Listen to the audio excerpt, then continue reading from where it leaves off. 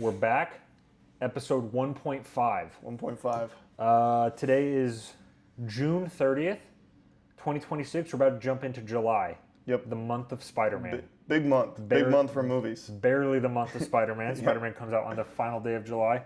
That's when we'll be seeing it. July 31st, Dolby. Yep. That's besides the point, though. Getting a little excited. Yep. Big thing here today is Batman. We're getting a lot of Batman news. A lot of Batman whispers. Oh, before we get to it ourselves, I am Noah. I think we forgot to say our names at the beginning. Oh, yeah. I'm Noah. Obviously, this is Noah. Wait, what did I say? You're Noah. I'm Henry. Sorry. I'm Henry. He's Noah. Okay, too excited. Circling back. Batman. Got a lot of news. We're hearing who could be cast in the DCU. A lot of rumors, a lot of whispers. We had rehearsals today for the Batman Part 2, but they blocked everything off. No one can completely see anything. sealed. Nothing coming from that. Yep. Yeah, lots of Batman going on. People thought that those reshoots could have been Clayface reshoots because obviously they filmed in the same spots largely. Yeah. That was a misreport as far as we know now. It was actually just the Batman rehearsals, which makes sense. They just started filming. Mm-hmm. So, do we want... I mean, we're hearing that Batman could be cast. Yeah. There's not a completed script. Nope. We have no idea if Andy Muschietti, Big man himself. director of It Chapter 1 and 2, The show. creator It Welcome to Derry, Yep. I think that's official title. He's still attached as far as we know. Yeah. It's a little weird, though, because at the beginning, right, in a shortly post-Flash era, pre-DCU era, we had James Gunn doubling and tripling down like once a week. Yep. And now... Before the Flash came out. Yep. Yeah. And now, after his show came out, we've had a lot of James Gunn silence. Well, and a little about The Brave and the Bold. a little bit of shifting. Like, he could be it, but his schedule could be too busy with It Welcome to Derry Season 2. Yeah, we're getting a lot less confident Gunn Yeah. going, he's the director, get Yeah. over it. Yeah. So, and James Gunn has a history of fibbing slightly. Yeah. So, I'm inclined to believe it's not official he's separated from the project, but I'm thinking he's probably a little bit less of a lock than he was before. I think it could go to someone else. I think he's less of a lock. And what's important, too, is the writer of his Flash movie is writing The Brave and the Bold. So there's that connection there. Yeah. So maybe he is still there, maybe he's not. Let's kind of, all these rumors that are coming up. So this starts with John Campea, Yep. the man himself. The big man himself. The big man. Love the guy. John Campea is just like sitting there talking, and he's like, oh, by the way, I think I know who Batman is. Yeah. And then his reasoning is that he's got multiple people corroborating the same person saying to the him. same thing. So that happens, and then we have people, some leakers, lesser known ones, to be fair, Yep. are saying, yeah, it's That's true going that on. Batman has been cast. We are not getting a name, though. Yeah. I have not seen a name. I have not seen an actual leaker put a name Oh, on the no, line yet. not one of them. Now, there was My Time to Shine, who jokingly said it's Tom, then they jokingly said it's Chris. They'll probably tomorrow say it's Robert Downey Jr. Probably. I think they're joking. I think My Time to Shine is joking. So I think all that can be thrown out. Yeah. So we had that. And then today from Jeff Snyder, the In Snyder, he is not really putting out a report, not really standing on anything. He's just saying, well, Batman's got to be in his 50s because Damian's 15. Now, first of all, he's not reporting anything, which sometimes he does. He famously, with the Victor Zsasz, is Sebastian Stan, all this change up, that was from him, and people are saying that's true. So Yeah, scary times there. He's had Batman news. Yeah. So but again, he's not reporting this. No. Okay, first of all, we don't even know if Damian is still going to be the Robin of this movie. No, because we do know that The Brave and the Bold the script has been reworked. At least on their second try. Yeah. Well, when James Gunn said, correct me if I'm wrong, that they had a script going and they were confident with it, and the script outline was Batman, Damian Wayne, Brave and the Bold, or not the Brave and the Bold comic, the one where you get, which one is it? Where he comes back to life. I thought it was the Brave and the Bold, and then they used the official image of Damian has the sword on the front. Yeah, that's Which but that's that run where Batman dies. Oh. And those two, it's actually Dick Grayson and Damian Wayne. Yeah. Because Nightwing takes over as Batman when he dies in Black Mirror, which I got Gotcha. right here. Yeah. But yeah, it's that run. I forget who writes it. Yeah, but yeah, that's the leak, is that it's adapting aspects from that story. Yeah. But after he announced that, we were told that the over script, 3 years ago. Yeah, Over 3 years ago. yeah, we were told semi-recently that the script has been reworked a little bit and changed. And since then, again, before he was doubling down like, hey, this is a movie, it's going to have Robin in it. Robin's going to be Damian Wayne. That's our focus. Now he's not doubling down on it. And usually, historically now, knowing Gunn, he's been there for 3 years now. Every time he gets kind of quiet, things are moving. Yeah. Things are moving. He doesn't want to flat out lie, but he also doesn't want to double down. Yeah. And one of these with that report was that Batman has to be in his 50s. Yeah. So this is kind of what we figured, a lot of people figured early on when they were following the story, is that we're going to get an older Batman. Yeah. So people kind of ran with it, and that's when we got like the Jensen Ackles, Alan Richardson fan cast. Maybe a little bit of Josh Brolin. That was really popular years and years ago. Yep. Lee Pace. Lee Pace, John Hamm, Yeah. stuff like that kind of got popular from this. And I don't remember the exact quote, but I think it was Gunn just calling BS on saying that Batman was going to be middle-aged. Yeah, someone said, "Does Batman have to be 45?" I think the quote and the number was, it was on Threads. It was on Threads. Yeah, somebody said, "Is it true that Batman's going to be 45 plus, like the actor you're hiring?" And he said, "No, I never said that." Yeah. He didn't say, "No, that's not the case." He basically just said, "I didn't say that." So it's kind of a, do we believe that that's a definitive no, he won't be, or if it's I'm just shooting this down because I didn't say it. I think he wants his Batman, his Superman to be similar aged. I think that makes the most sense. David Cornsweet, I read today, was 32 years old. Yeah. You're not going to have a 55 to 60-year-old Batman and a 32-year-old It just doesn't Superman. make sense, because then the dynamic's off. No, you're not gonna- Because Batman and Superman are friends. It's not a father-son dynamic. That's weird. No, That's just so weird. They need to be similar age, like two alphas, Yeah. like that. Yep. So first of all, I think that's bogus. I think we can throw the 50 plus out for now. It's just, Yeah. it's just, That's just ridiculous. Yeah. I don't even want to entertain that, to be honest. so if we want to jump now into kind of our thoughts on who it could be, Yep. following a criteria of we're not looking at those actors we mentioned earlier, because they simply, I like all those people as actors. I could even see Lee Pace still doing it. He's got a heck of a charm. He's got a build and a half, man. If he wants to be Magneto, you're not going to get any complaints from me. I would love that. That's a whole new. That's one of my favorite. That's fan a whole casts. new thing, though. And I'll take Josh Brolin in anything. So Yeah. So do we want to do? How do you want to jump into this? Do you want to put out some honorable mentions first before we get into some more serious candidates? I'm gonna say, yeah, we should do some popular ones, some maybe in a different life ones, and then get into probability and our favorite picks. Okay, I'm gonna start with some lesser likely probably, Okay. but could fit a criteria. I'm gonna go with someone I would love to see do it. I think might be the best actor we're gonna list here, Yep. but I don't think there's any chance he would. It's gonna be Austin Butler, Oh yeah. who fits the age. He is tall, good looking, phenomenal actor in the perfect age range. Would you agree with all that? Yeah. I think Austin Butler is honestly incredibly underrated. He's in Dune. He was in my favorite movie last year, Caught Stealing. And I think he was phenomenal in that. I think he has an unbelievable range, and I think he's right at that sweet spot where he hasn't hit like huge yet. He's obviously a big actor, Yeah. but he hasn't hit huge enough yet where you're shoveling out half the budget. Yeah. Just getting him. Yeah. I think that would be a great pick.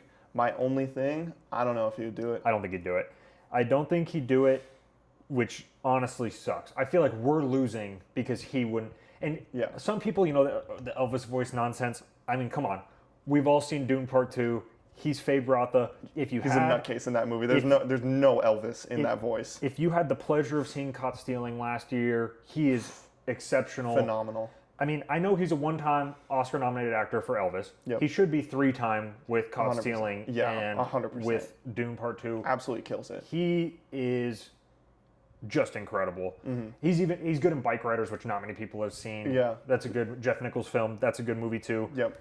But Austin Butler's great. I mean, if we could somehow get to a reality where he'd do it, he's got like 25 movies on his radar. I think he's just padding his career at this every point. Every time I open Twitter, I swear It's I a see new like casting. he's Yeah. attached to a new Yeah. like he's attached to like 3 Edward like Berger films himself. Oh, yeah. So, but let's take it to someone next. They kind of fill out a lot of this criteria, but they're definitely more mainstream, and I think a little older, but not by much. And that'd be Glenn Powell. Yep. He's definitely older than Austin. Glenn is. I think he's 35. I think 36. he'd be pushing 40 by the time that movie came around. Yep. Glenn is got a little more like rom-com in him. Yep. He's got definitely more mainstream, like I said. Obviously, Twisters, Anyone But You, Top Gun Maverick. He's got a lot of charisma, and I think does. he's a really underrated actor. If anyone saw How to Make a Killing this year, I believe that was it. Was Yep. He's really good in that. He's kind of got a little bit of Bruce Wayne in him towards the end of that movie. Yeah, and he's got his face was way more chiseled. His Yep. hair was a little longer, Yeah, he's a bit darker. leaner in that movie. I think in that movie too, he shows. I think he shows a very good like Batman dynamic where he has to put on a front like a rich dude. Yep. You know, talking to his family, pretending that he doesn't know them. Yeah. And then when he's by himself, he's much more like a little bit more sad, a little bit more slow moving, like a lot less fake. I think he played that line really well. And he's calculated the whole movie, Yeah, which and is he's very, planning. which is Yeah. very Bruce Wayne like. Yeah. Bottom line with Glenn Powell, I just don't see it happening. I could see him maybe wanting to do it. He's definitely, from what we know, more willing to do projects like that. I just see him being more of someone who would do like one movie, or he would be like Harvey Dent Yeah. for 2 movies. I just don't see him agreeing to do Batman right now. And I would not say he's as good of a fit, because when you think of someone like Austin Butler, you can maybe envision like Val Kilmer when he Yeah, did it. 100%. A lot of that aura. With Glenn, I think it's a little different. I just think the Glenn would be more for casting for everyone, but would be as perfect as a fit. Yeah. I'm not so sure. Yeah. My thing with Glenn Powell is Gunn has Final Casting, very popular, Yeah. very widely known. Yeah. And I think James Gunn wants, his pride a little bit. He wants to get people that would go, I never would have thought Yeah. to put them as Batman. Yeah. And obviously Batman's like, the biggest DC character. Yeah. I mean, pretty unequivocally, especially in movies. Yeah.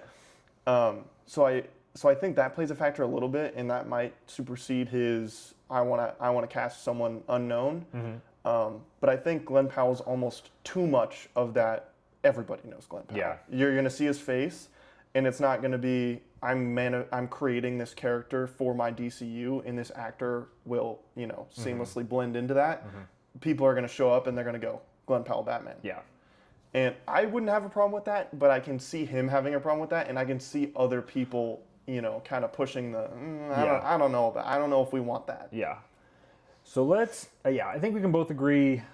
Glenn's a good actor. We both really like him a lot. It's just probably not going to come from there.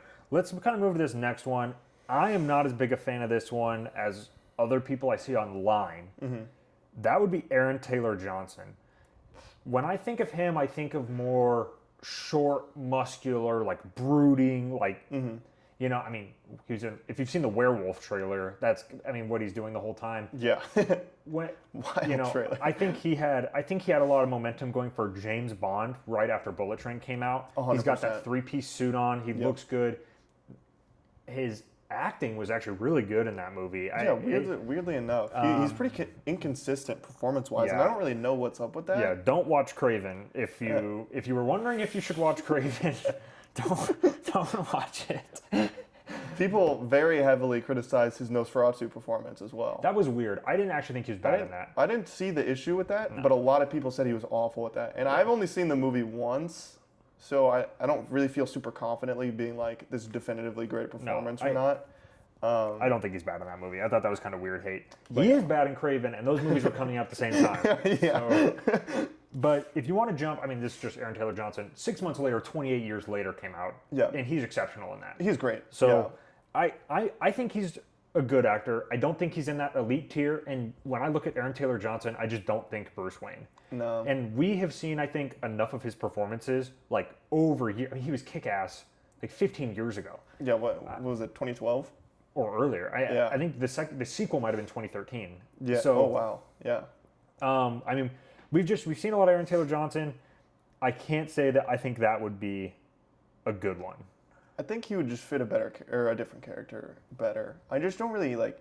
I kind of hate when people say this, but this is kind of like how I feel about it. But I just don't see it. Envisioning him as Batman, I just don't see the vision with that at all. Really. Yeah. I don't either. I don't think that's an area. Basically, we don't like it, as well as I don't think it would happen. I don't think it's going to even consideration. So there's not much more to add to that one. Now to the big dog himself, the GOAT, Robert Pattinson. Oh. Yeah. Robert Pattinson is Batman. Yep. He's a great Batman. He's a great Batman. I would say the best Batman. He was the most obvious cast when he was cast. I know it got hate and everything, but I think it's just people weren't familiar with enough of his work at that point. Yeah, people couldn't see past Twilight, and his other movies weren't massively watched, so people just didn't know. To make it simple, we are not merge bros. No, do not merge. Please, God in heaven, don't merge. And largely that is because I don't want anyone to be interfering with Matt Reeves' universe, his vision. Don't meddle with it. Yeah. Robert Pattinson's Batman was never designed to be working alongside David Cornsweet's Superman. No. So I think it would be silly to then force that to happen while he's about to have his second film come out. So he's only one movie away from being done. It's just kind of weird to fling him in. Yeah. He's also, I believe he's 40 now, so he's 8 years. That's not a deal breaker. I really don't care about that. But it is, should be known. We're not merge bros again. No. So well, and I feel like one of the strongest aspects of his movie is that it's clearly very 90s inspired in its set design and costumes and everything. And I think if you take that and then you try to jam it into the DCU, we might lose that a little bit. Yeah. Because you have some continuity to have. Yeah. I just don't think it makes sense. I just don't like it. It does not make enough sense to attempt to take the risk, I would say. It doesn't. And honestly, I mean, the DCU, I mean, a lot of things have been said about the DCU. And this is partially my own headcanoning of it. Yeah. But the DCU is supposed to relate more in vibe and in look to the comics. And again, love the Batman. It's one of the greatest comic book movies of all time.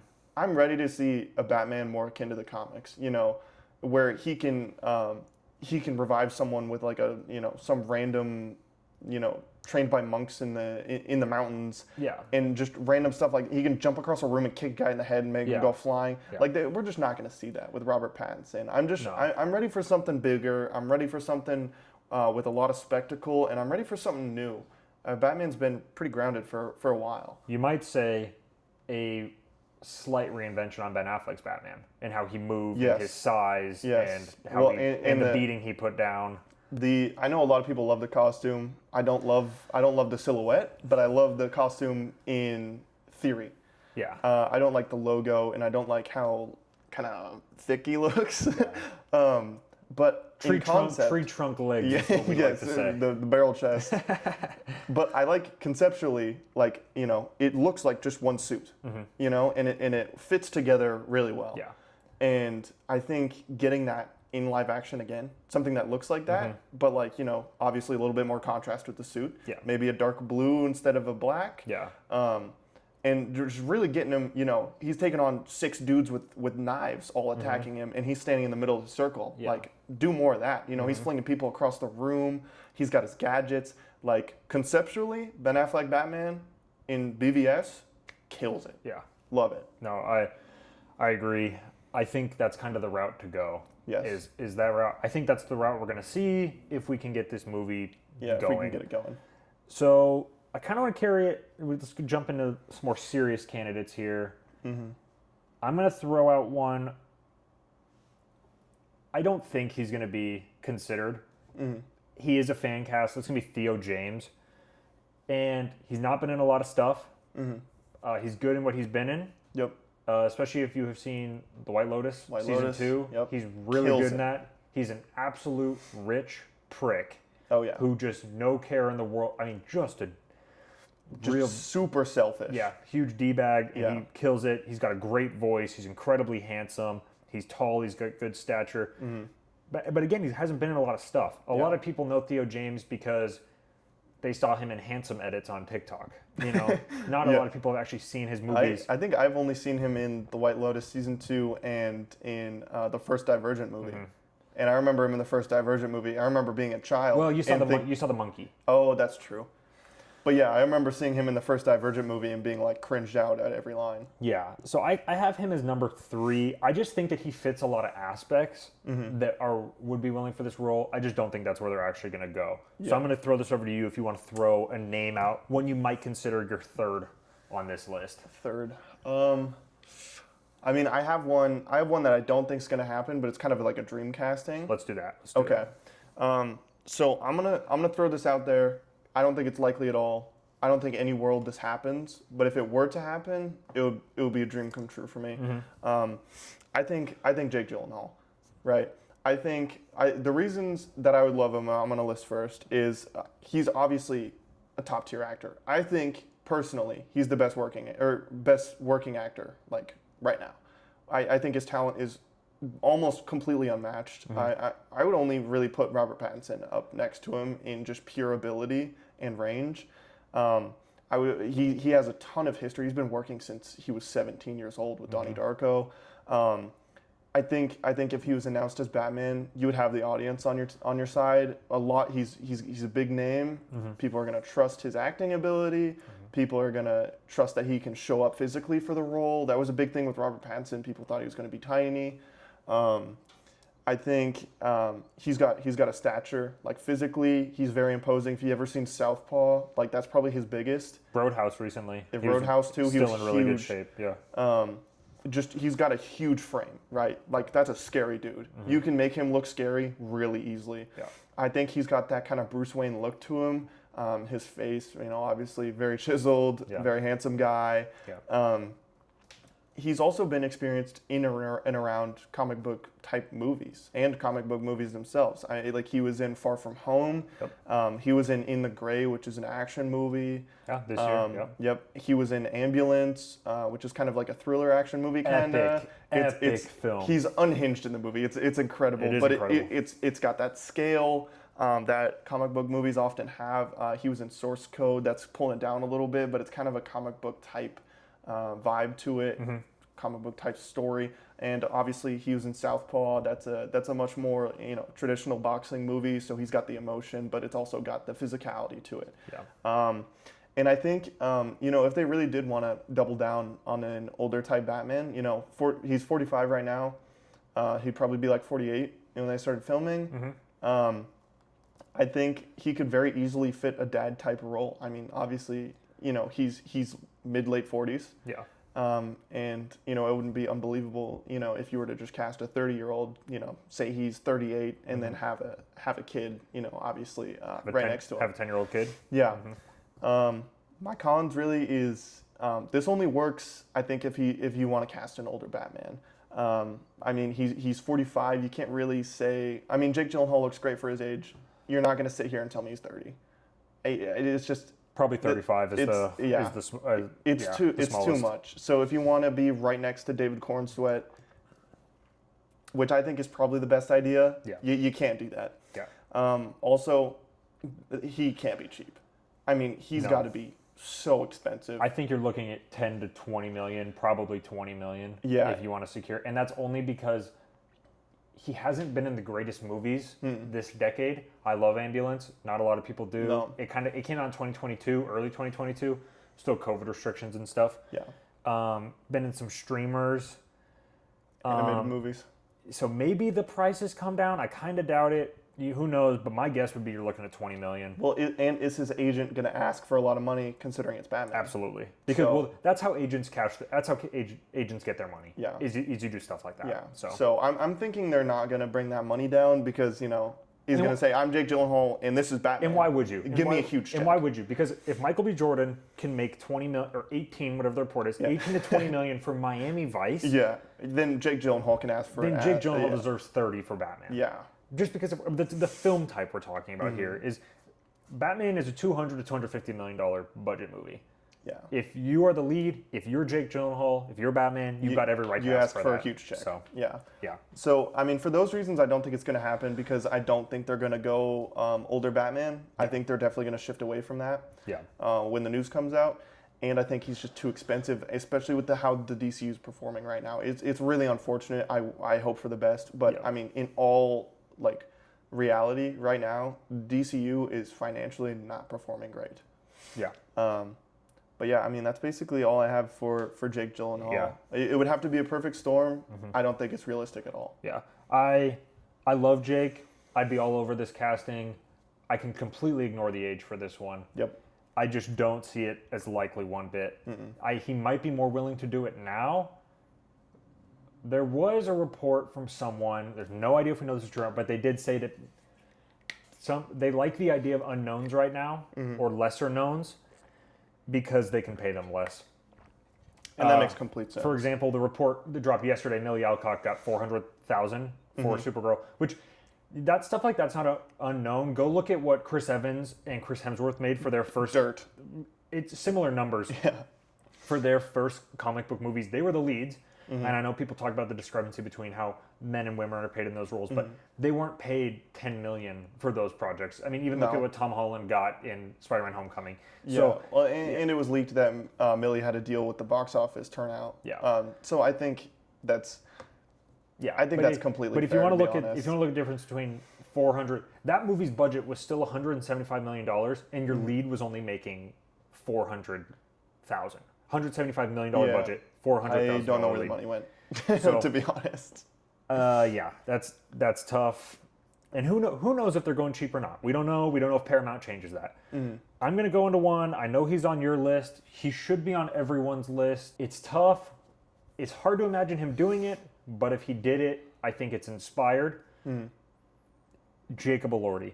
Yep. And it's people are going to say, how is it inspired? He's an Oscar-nominated actor. Everyone loves him. Well, here's the thing. None of you say that he should be Batman. True. Nobody talks about. People are talking about his role in Frankenstein as the monster. Some people say he's a little too young. I don't think so. He's about to be 30. He's tall. He's good looking. He's a great actor. Big frame. He's tall. Yeah. He's 6'5" or 6'6". He looks tall. Yeah. Well, and he's got a big frame too. He's not one of those Yeah. guys who's like all height and no And build. He can put muscle on. We've seen it. Yeah. So he would be similar. He'd be right at eye level with Corn Sweat. Yep. Corn Sweat's a big dude too. Yeah, and he's got boots on. So Elordi, I have no idea if he's interested in doing movies like this, and I don't think anyone does, because big rumors that he's going to be Bond. It's down to him and Callum Turner. Yep. Now, if he is Bond, he will not be Batman. 100%. That is 100% true. And even if he's not Bond, there's no way of knowing if he would even want to do Batman. Yeah. But we do know that at least the time could be there. He's not tied down to another franchise. I don't have a lot of negatives with Jacob Elordi basically at all. I think we would get to see him in this role that would just be so cool. I think he could bring so much depth to it. I think I guess the one negative could be it could play a little too similarly to Robert Pattinson. But I also think that he could do a lot of those Ben Affleck physical. Yeah. I mean, he played rugby in high school. He's this big. He's an athlete. Yeah, he's a big guy. athletic guy. You can tell. Yeah. But then you see him at the premieres of these movies, and he looks lavish, man. And he's got these just nice suits on. I mean, he could totally sell it. But I mean, yeah. I mean, we can throw up a picture, but that one picture of him at that, I'm pretty sure that it was the Frankenstein premiere. Someone from the audience took a picture of him, and he's just standing there in a suit, and he's like got his hands like crossed, yeah. and somebody put it on Twitter, got like 100,000 Yeah. likes, and he was like, "This guy, like Batman's in my movie theater." Yeah. And like so, Yeah. he 100% can have the look, and he's just huge, man. I think Batman, a really necessary part is being physically imposing. I think if you hire like a 5'8" guy who's just really buff, I think that's not enough. You know, No. especially next to David Corn Sweat, you can't do that. No. And that's why we're not going to talk about someone like Nate Mann. Yeah, what is he, 5'10"? He's listed as 5'10". If someone is listed as 5'10", they might be 5'10" with shoes on. That tends to be what it plays out to be. Nate Mann, he kind of looks the part when you see him. He's got a good face. He's got this like rich looking haircut. I will say he looks, obviously different artists, different renditions of Batman, but I will say he looks a lot like comic Bruce Wayne, like his face. Nate Mann? Yeah. Yeah. And with most of the comics that I've read, he looks like Bruce Wayne from the comics. Yeah. Do you have anything else to add on Jacob? I mean, this one's, it's self-explanatory in his abilities and the things that we want to look for with Bruce Wayne and Batman. A lot of people are going to say he's too young. Some people think he's overrated. I think that's outrageous. Insane. I think that's outrageous. Yeah, do you have anything else to add for Jacob? Honestly, just kind of the same sentiment as you. I think Jacob Elordi, if I were sitting in James Gunn's seat and I got to make decisions, I would call Jacob Elordi yesterday. Yeah. I don't think he would be that expensive. I don't think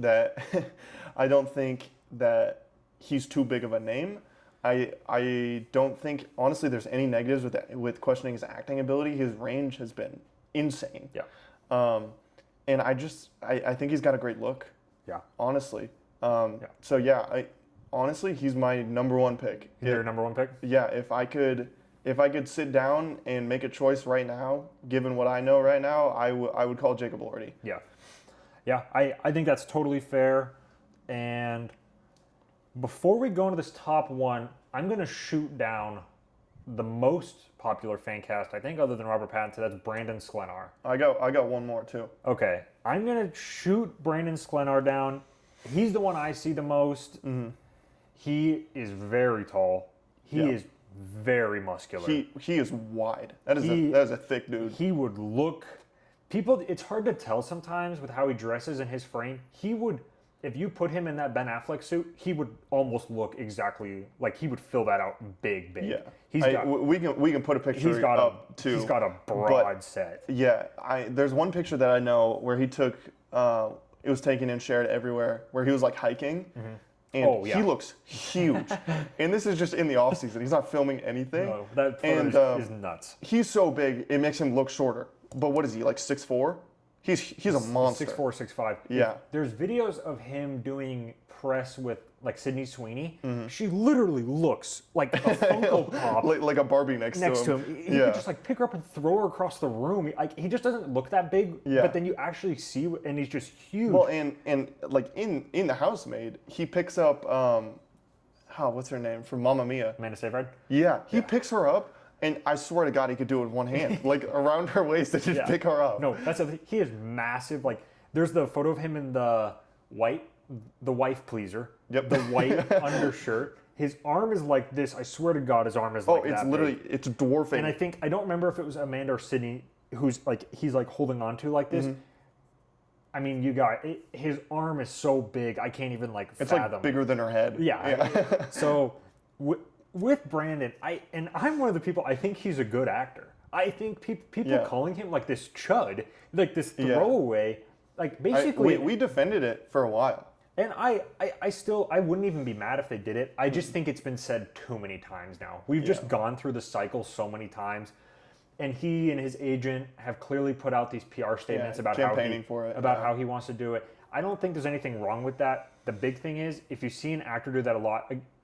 Sometimes they say stuff like that because they don't actually have contact with the studio. Yeah. When actors do have contact with the studio, that's when you're going to hear a lot of no comments because they've been told, hey, don't talk about this, please, because we're seriously talking about it. Yeah. So I just think that we've gone through the cycle too many times.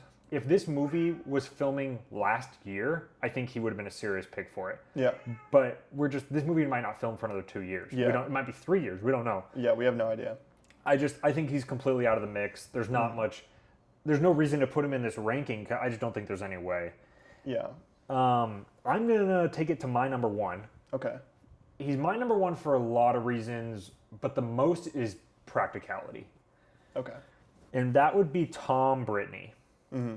Tom Brittney is someone who most people don't know.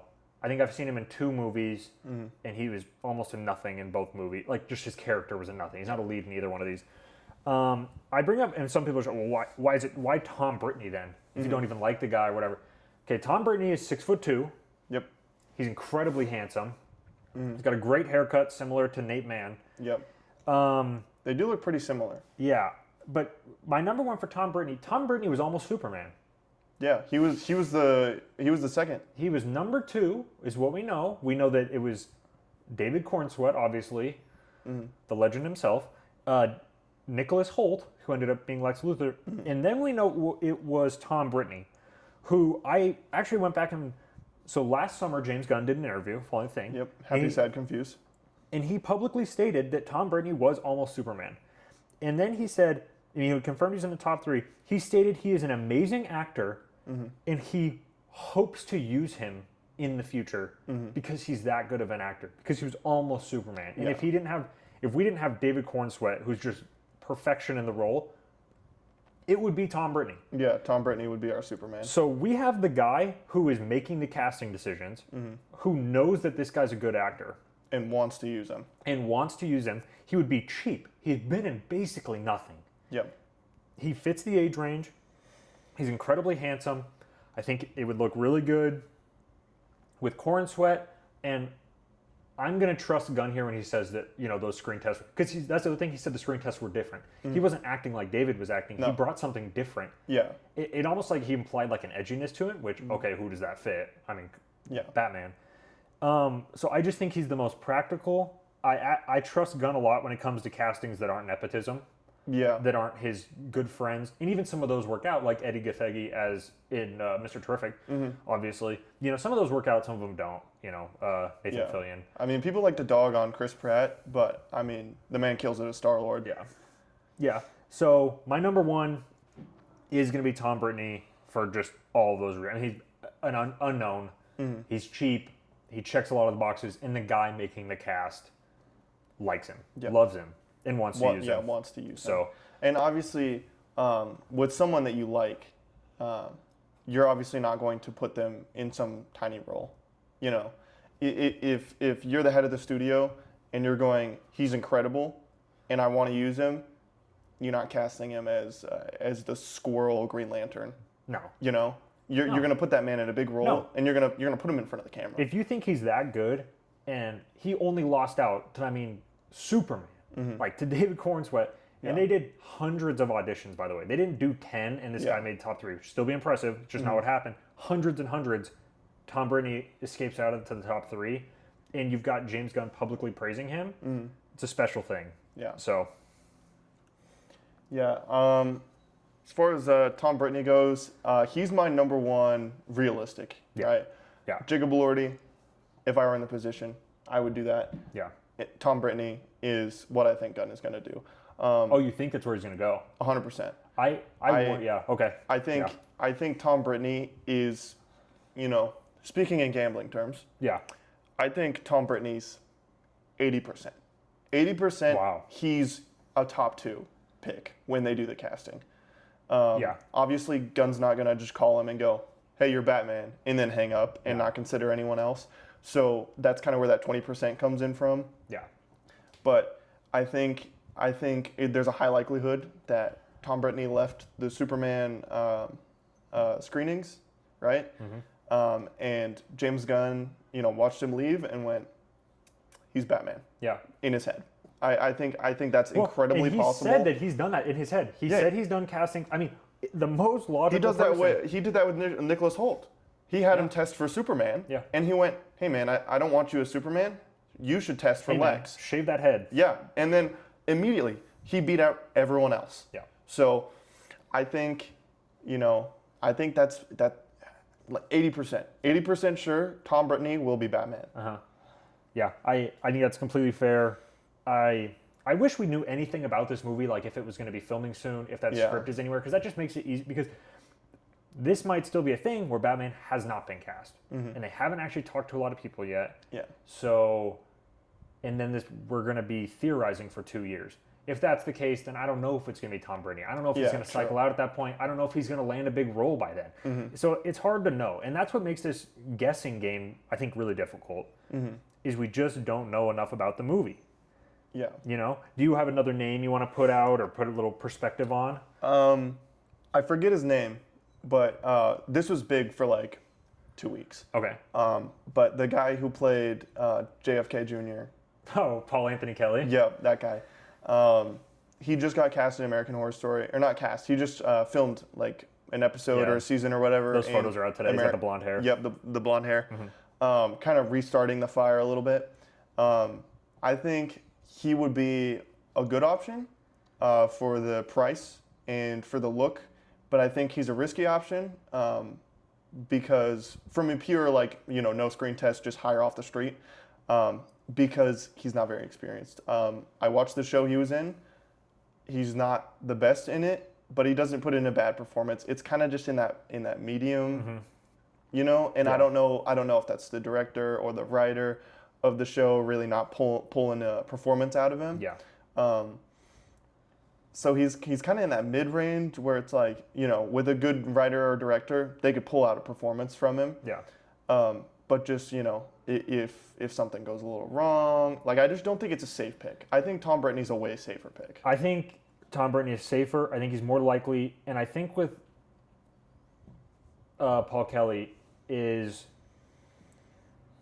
when I watched a lot of his interviews and everything, he just seemed like a very soft, nice guy. Yeah. His voice was very soft, just everything was toned down. And I think if that's how you are naturally, you have to be a really fantastic actor. Yeah, to pull it out. To pull Batman out of you. Because that's not even any bit what you're like, right? Yeah, kind of like a Heath Ledger. Right. Where Robert Pattinson is Batman. Oh, yeah. He's a goofus every time you see him on camera. Oh my gosh, his interview is hilarious. Love the man. He's an absolute doofus. He's not like that at all, but Robert Pattinson is one of the best working actors today. There's a reason he's in a Nolan film this month.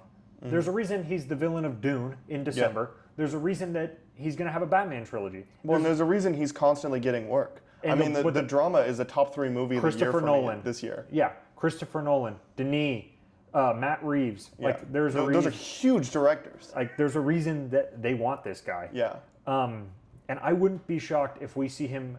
I don't think he will be Bond, even though I'd love it. Yeah. But don't be shocked if he is a Bond villain at some point. That would be awesome. I would love that. For one movie, he has the relationship with Denis at this point. Do not be shocked if you see that at some point. So, yeah, the Paul Kelly's tough. I don't see it as likely. I don't see it as even something that would be that good of an idea. No. I think it's I think there's safer and smarter options. Yeah. Honestly. Yeah. I think it's a risk you shouldn't take. No, I agree. But I mean, if you were really down bad, you didn't have a lot of picks. I mean, I would say that's a pretty good risk. Yeah. But I mean, you have Tom Brittany, so. Yeah. That's where I'm at. You've got Tom Brittany. Brittany. That's your risk. If you want to go unknown and cheap, and you love him as an actor, and he fits the physical bill, you have Tom Brittany. Yeah. So, yeah, that's where I'm at with that. Do we want to carry this into director-writer for The Brave and the Bold? Yeah. Okay, I'm not big on the writer, as in I don't really care too much who it is. I'm not even against who's writing it right now, more than I think it's a bad PR move. Yeah. Because people just keep saying, that's the Flash writer. And I hated the Flash, know? Well, not me personally. But. And yeah, I mean, the whole Flash writer thing is tough because we really don't know, how much of that script is Lady, right?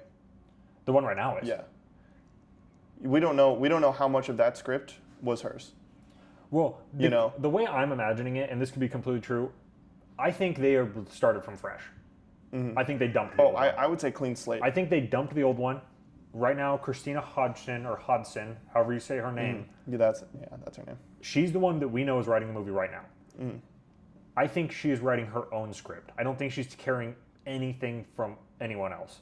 Yeah. So, well, I was saying the Flash. We don't know how much of that was hers since the Flash was in development for so long. No, I still just think it's a risk because she does not have a lot of work outside of that, and people attribute a lot of negativity. Yeah, I think that kind of goes back to what we talked about last episode, which is I think you have a lot of writers in your room, a lot of really talented writers. Yeah.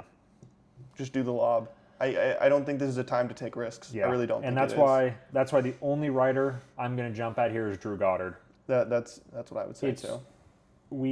He's in the DCU writing room. Mm-hmm. James Gunn famously has the photo, and it's his writers, and it's his team and everything. Yeah. Drew is in that photo. Drew was a writer on The Martian. I think that is an incredible film. Great movie. Okay. Drew was a writer on Project Hail Mary. Yep. Came out this year. A lot of people seen it. People love it. It's a new great movie. Yeah. Drew is penning the new Matrix movies. That's been in development for a long time. We know it's still in development. Mm-hmm. But that's kind of just his level. He's diverse in his work, but he's great in his work. You know, he even has like the Cabin in the Woods movie people think is like comedic genius. I mean, a lot of people really like that movie. I love the Cabin in the Woods. Like, I know some people are mixed on this movie, but even with World War Z, and we know that script was like cycled through. But there's a lot of stuff in World War Z that I like. So you have someone like Drew Goddard, who a lot of people speculated was actually ghostwriting the movie last year when they hadn't attached a name to it. Yeah. And I thought that as well. So when they said that it made the most sense. When they said that he wasn't, I was like, okay, that's kind of weird. But the dream for me was you just give Drew Goddard. And he's been in the CBM sphere for a long time.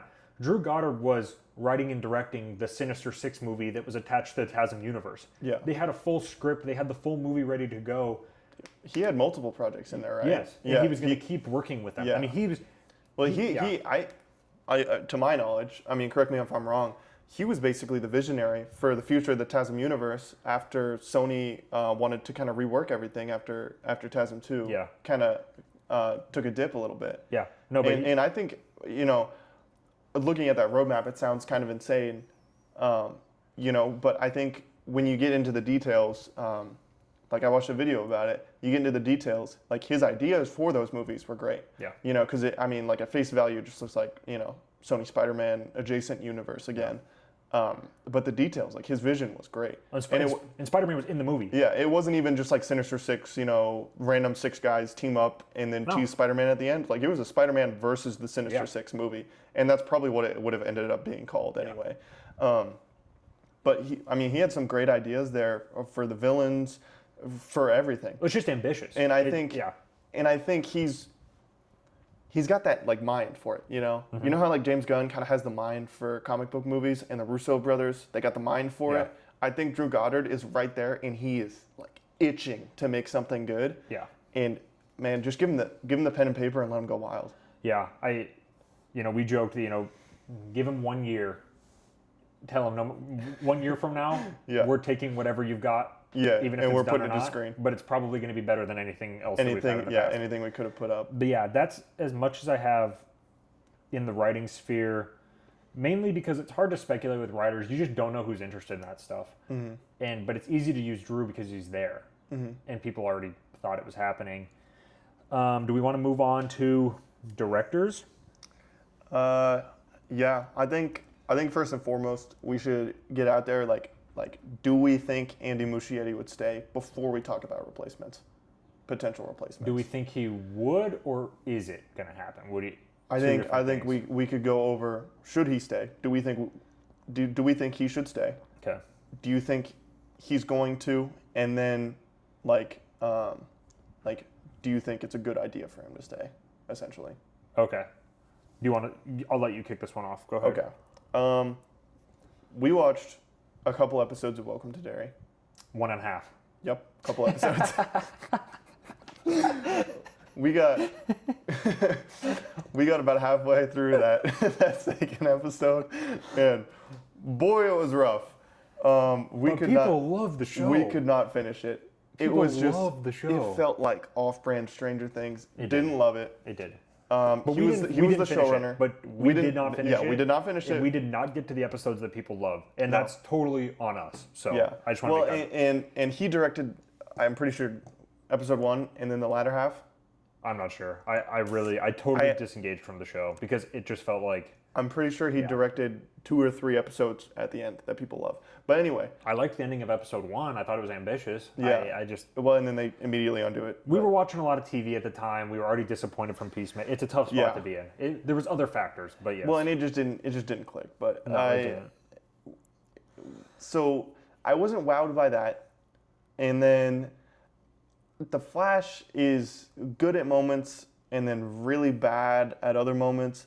But I don't think the directing, especially with the Batman segment that everyone brings up, I don't think it's very good. It's not a good scene. I don't know. I don't like the way Batman's represented in the movie. It's just kind of boring. But I mean that again, that might be more the script's fault. That might be more of like, they're bringing in an old guy to be Batman. Michael Keaton. Respect to him, but he shouldn't be Batman. So I mean, there's a lot of factors with that. But I mean, the one scene that was clearly like, this is the Batman scene for the movie. I just didn't like it. I didn't like how it was composed. I didn't like how it was put together. I didn't like how he was moving. It was just kind of boring to me. So I honestly think we have to sit down and think about, okay, is Andy Muschietti, the best choice? Mm-hmm. I'm thinking probably not. I like the idea of a horror director. I don't think that it needs to be a horror director like some people are saying. Yeah. But I like the idea of get someone who can make something look scary and get him to make Batman look scary to criminals. Yes. I think at the baseline, you need someone who can do that. Yeah. And I honestly think, Andy Muschietti's clearly super interested in season 2 of Welcome to Derry. First season, people loved it, and that's essentially like he made it 1 and 2. That's his child, Yeah. and he gets full control over it. Where with Batman, probably not going to get that, especially with a character like Batman. Like if he was doing like a Booster Gold or something, then he could probably be a little bit more creative with it. Even if it was Clayface, even if Yeah. he was doing Clayface Yeah, I mean, like that's just a random example, Booster Gold. or Bane and Deathstroke film. Yeah. Yeah. But I mean, with Batman, you're gonna have the high execs going, this is not, Batman's got to be like this. You're gonna have James Gunn going, well, this doesn't fit my vision. Mm-hmm. So I feel like, especially after The Flash, notoriously the movie got moved around and shuffled and changed last minute. Is he going to be on set, making the movie, and when someone says, Andy, do this, is he gonna go, you know what, I'm done? Yeah. I think the possibility that happens is high.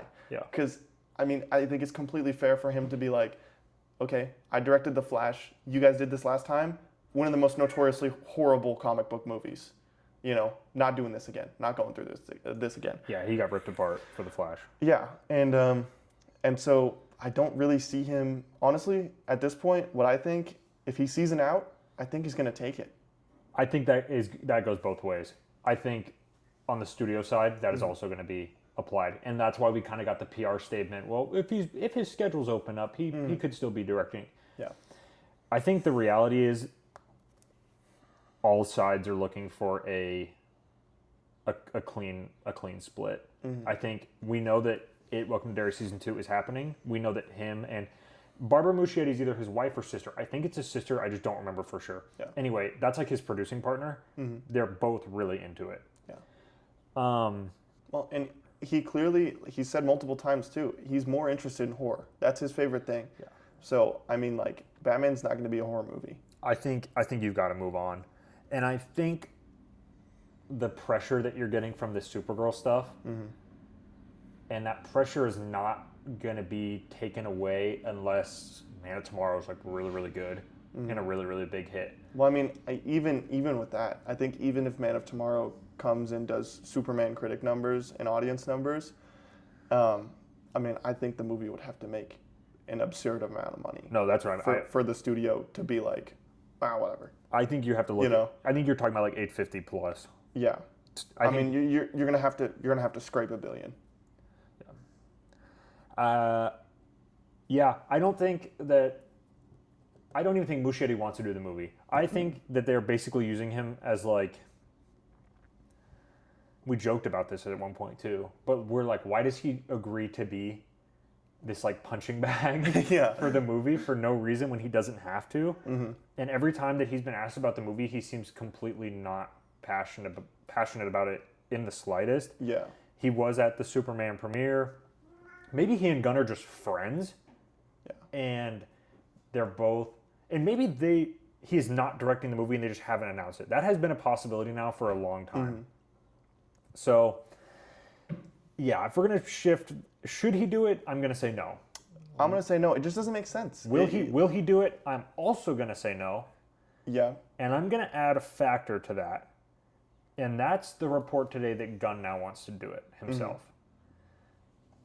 which has been speculated because there is a thought that he doesn't trust many people outside of himself when it comes to directing movies, and it's his universe. Yeah. So the failures, even when he doesn't direct them, are on him.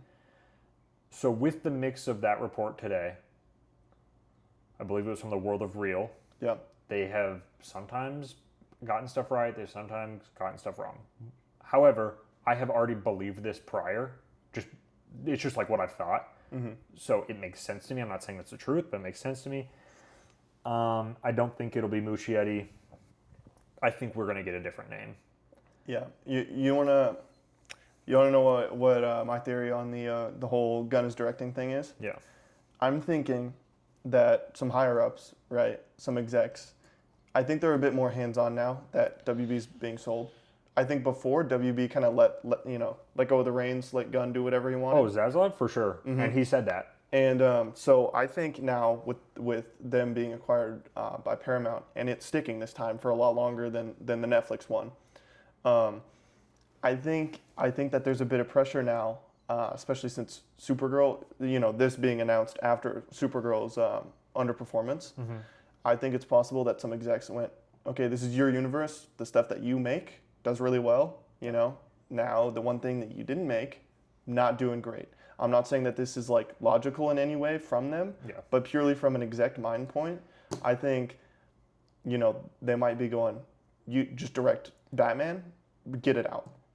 I've kind of thought that the whole time. I think that's kind of what's going on. It was always also the added pressure of the show's viewership is not good. I mean, people are gonna like to skew it one way or the other without some context. Yeah. At the end of the day, the show's viewership, both of them, Peacemaker and Creature Commandos, definitely underwhelming, right? And Superman, I mean, this again was also said, great movie critically, financially, it made money, right? But we heard murmurs about it underperforming what they expected from it. It didn't fail. No, didn't flop at all. But and it was financially successful. It was a good movie that was financially successful. Yeah, if you want to look at it purely from a checks and balances, if you just want to go straight to, did my movie make profit? Did it make a little bit of it? For sure, it totally did that. But that's not really how these things are measured. No. So it's kind of dumb to talk about it like that. Well, I mean, they have expectations, right? And if you don't meet the expectations, typically they change things. Right. Like if we're going to talk, like when they make an Avengers film, this is an extreme example. Yes. The goal is to not break even. It's not to get $1 of profit. No. You just don't make movies to do stuff like that. No.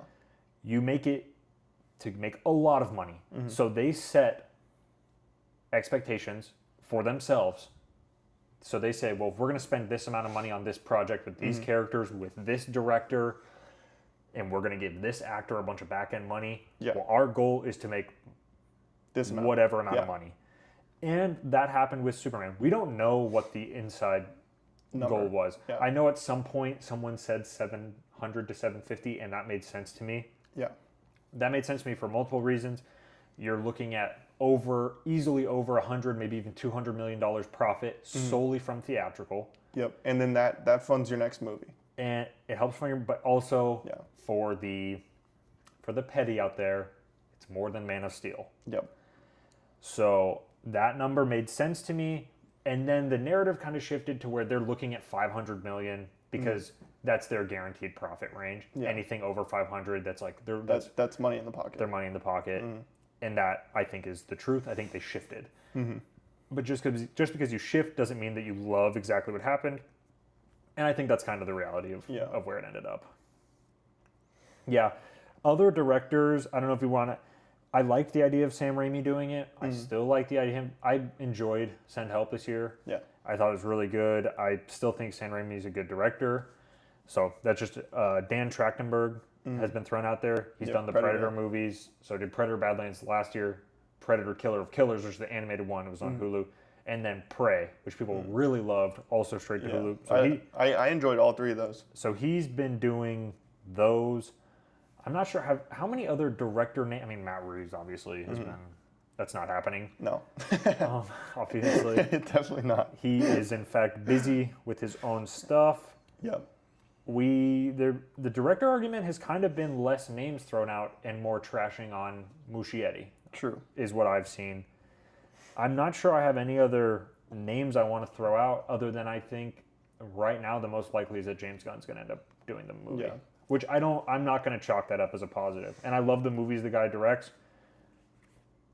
I think he's really talented. I think all of his skills, everything he's good at, culminated in a great Superman movie. I don't think you can just translate that to making. I don't, yeah, and I don't want to put James Gunn in a box, right? But I don't think his strengths play into what could make a fantastic Batman movie. Yeah. And obviously, at the end of the day, I'm gonna want the best Batman movie possible. I don't think he would make a bad Batman movie. Like, I'm not gonna come out here and say like, oh, James Gunn sucks. I mean, like, that's just stupid. Yeah. But I don't think you hire a director for what they do best, right? You don't hire them for what, can they do it? And I think just because James Gunn could do it doesn't mean he would be the best at it, and doesn't mean he's the best option. I think that's the full reality, is that Yeah. right there. He could do it and make a fine movie. Yeah. Is But that the best I don't want a 7 to 7.5 Batman movie. Obviously, I want a 9 to a 10 out of 10 Batman movie. And I think that's possible. I think with the pieces that we've discussed, I think you could get a movie on par with The Dark Knight and The Batman and Batman Begins. Those are my 3 top Batman movies.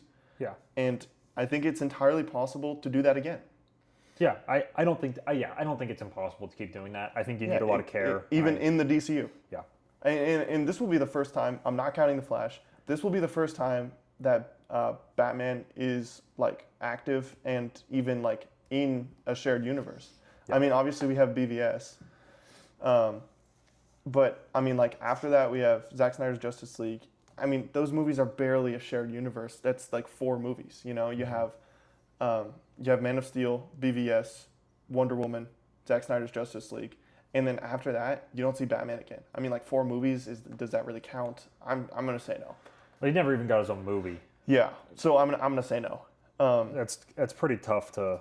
But yeah. You can't just sit there and call BVS a Batman. Like obviously he's in it. He's it's a just not. he's a co-lead, but Superman is equally part of it. Superman had already had a movie before. Yeah. A lot of times it feels more Superman centric, but Yeah, so I mean, I'm gonna say a lot of similar things to you. I think Dan Trachtenberg could do a good job. I enjoy his movies, his directing style. I think he could do the action really well. I think that's a big thing. yeah, With the newest Predator movie he made, it's a bit bigger scale than Prey is, with its action set pieces and more spacey. yeah, and story. Yeah. But I mean, the action is really well planned out and choreographed, and he showed there that he can do big scope and he can do small scale stuff. Yeah. And I think that's really important with Batman because you're gonna have car chase scenes and then you're gonna have in building scenes. Yeah. And I think the best way to do it would be to separate, Batman chasing someone on the street or anything like that. That's the big scale stuff. And then like with the Arkham games, right? You have the Predator sections where you're taking out a whole room of guys stealthily. And I think Dan showed that he could do something like that. I think Sam Raimi showed that as well too. He has insane range. He's done grounded low budget horror, and he did some of the most successful, biggest scale Spider-Man movies of all time. And he did Oz the Great and Powerful. So. And he's just done it all. so one of the films of all time, Oz the Great and Powerful. yeah. So I mean, I will throw one more name in there Okay. that hasn't really been discussed. Sometimes people throw it around. Yeah. I know you're not as big on it as I am, but I think it would be a solid idea to give James Wan another chance. Well, no, I actually like the idea a lot. I will put it with a caveat though. You can't have James Wan be like #1 creative guy. If you get James Wan, you got to nail an all-star writer. Yeah. Right. So if they get Drew Goddard to write a script, then I say give it to James Wan. The man's scope is insane. Yeah, I think those Aquaman fight scenes and those sets are incredible. Like they're just like so cool. Yeah. So I think giving him a character like Batman, I mean that's a dream for so many directors, and he's not this huge director, right? And he's done horror as well, right? He's lot of horror. Saw. And The Conjuring. Yeah. And just he hasn't directed all of them, but he's been like creative on all of them. He's directed some of them. Yeah. He has now gotten the rights back to Saw, I believe, so he's going to be taking Saw Awesome. over from Yeah. him. I think even the best example, some people are going to laugh at this, of James Wan being built for this stuff is Furious 7, actually. Oh yeah. He Furious stepped 7. in. He's done one Fast and Furious movie. It's probably the best one. It's my favorite. Furious 7 is a ride. If you want to sit down and have a great time, someone made a joke the other day, and they said there's only 3 films that his Mexican family would watch, and Furious 7 is one of them. Well, I mean, our friend that rarely shows up to movies, right? Yes. We brought him to Furious 7, Yes. and he legitimately, In theaters, re-release. yes, Yep. yes. Just to paint a picture of this guy, the Batman is probably his favorite movie. Yeah. And he just loves like he's super into anime, so he just loves the stuff that is like spectacle and like just in your face and just loud and just like huge scale. But yeah, his favorite movies are like Batman Drive Drive, yeah. and like Blue Valentine. Yeah, yeah. So A little more depressing, a little more... He loves the soulful, depressing Yeah. stuff, but he also loves he loved Ambulance. Like he loves the big scale stuff. Yes. And Furious 7, like he walked out of the movie and he was like, "Was that the greatest movie I've ever Yeah, seen?" that's a quote. That is, So- that is a word for word quote. So I think it's a great idea if you have a real strong writer. Because I mean, neither of the Aquaman movies are my favorite movies, right? Yeah. And I don't think the writing in either movie is very good. Obviously, Aquaman 1 really loved. I think Aquaman 2 is underrated. I think it's underrated too. I just think the only problem is they went smaller on the scope, Yeah. which kind of sucks because that was one of the things. I'm lower on Aquaman 1 than a lot of people. I thought the scope was really epic. It was, yeah. And like the Rome scene, like every Yeah. chase scene.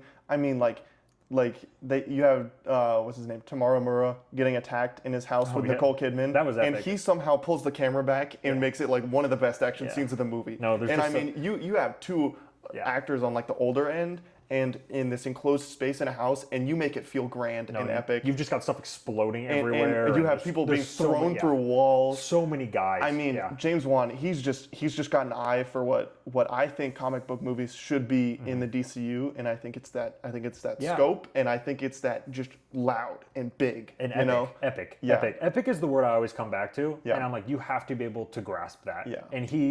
And the reason I bring up Furious 7 is because that movie is like, oh my God, epic. Yeah, it is. And Well, it's just the whole movie. I mean, it's Yes. about cars, but all gas. Yeah. The whole movie. Yeah. And every set piece feels like put together. Yeah. You No, know, absolutely. and intentional. So I'd be all over a James Wan Batman movie in where there's a lot of the Arkham game vibes. You know, 100%. it is just like really, especially Asylum. You get the Asylum vibes in there. Yeah. Yeah.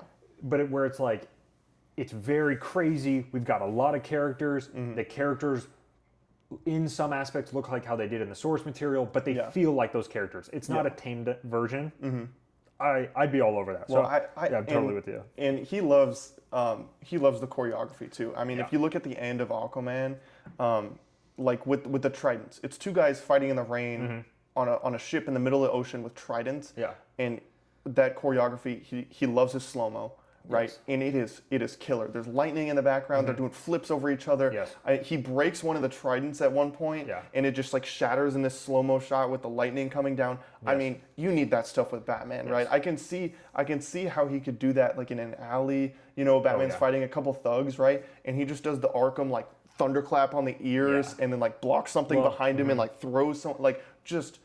I'm telling you, just give the man the camera. Well, and he handles like that thick rain. Yeah. Looks really good. It And looks there's- so good. There's the scene in the trench. Oh That's- yeah, with the red flare. That's the best example. I Yeah. prefer when The Rock flexes his arm, breaks his cast, and takes the machine gun off the crashed helicopter. I mean, we need hell yeah moments Yeah. like that with Batman, 100%. Yeah. I mean, we've talked about this too, but with Batman, I mean, conceptually, the corniest thing ever, right? Yeah.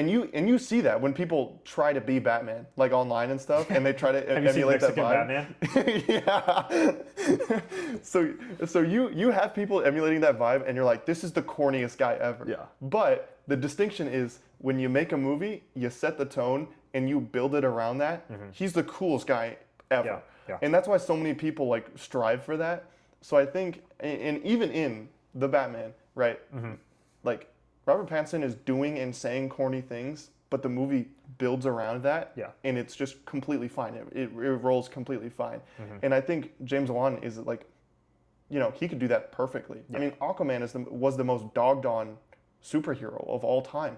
And he brought $1 billion to it and had people sitting in the theater going, this is the coolest thing I've ever seen. Thank you, China. I was about to say, like, the Chinese audience thought it was the coolest thing they've ever seen. And they thought that with Furious 7 as well. Yeah. $300 million. I looked it up last night, actually. $300 million from China alone That's insane. on Aquaman 1.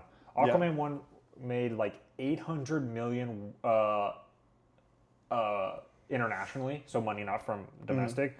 That's a big number. Yeah. That's how you get $1 billion. You do that. Yeah. Yeah. But yeah, I mean, James Wan, I think, he said he loved making both Aquaman movies. And towards the end of the DCEU stuff, you had every actor, writer, director, all dogging on the DCEU. James Wan sitting there said he had a great time. He did two films for him. Yeah, and you have the cast all saying that they liked him and that they enjoyed working with him, right? So No, I mean, I don't think it's gonna happen, to be honest.